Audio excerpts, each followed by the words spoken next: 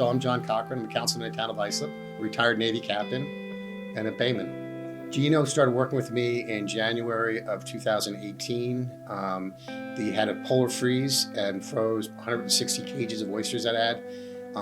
That he bought a wetsuit and got in the water with me with the ice and started retrieving oysters in January of 18. And, when we were going out there was 3 inches of ice on the bay, and we literally were on a small boat pushing the ice away from the boat. And it was pretty dramatic. And when you're seeing the ice kind of go underneath and by your engine, he was out there with the boat hook with me, just pushing the ice away the boat, because we had to get out to see what the condition of the farm was. It was not, no, we can wait till April. It had to be done in January. And he never said no. He came out, and every weekend from January to April, he was with me, either in the water selling oysters, culling oysters. So it was there that I saw him starting to take a big notice of how inefficient my farm was. J&A Cochrane was owned by four people. They were vets. We were all vets with some kind of PTSD or some issue that we love being in the water.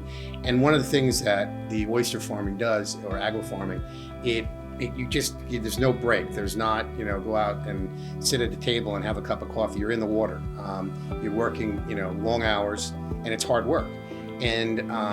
But there's so much inefficiencies what we were learning. So the joke Gino and I had, we're going to write the book, Oysters for Idiots, because it was every day there was another learning curve on how to do something more efficiently. And that's where he started really coming up with some really interesting ideas, which is now morphed into the foundation and especially the trailer and the new oyster boat. One day he comes up, he goes, my family has laundromats and we got a bunch of dryer cans around, and they're stainless steel, and I'm going to invent a way to have it so it roll around and the oysters constantly roll, because if oysters are moving, they don't get the growth on them, and they like it.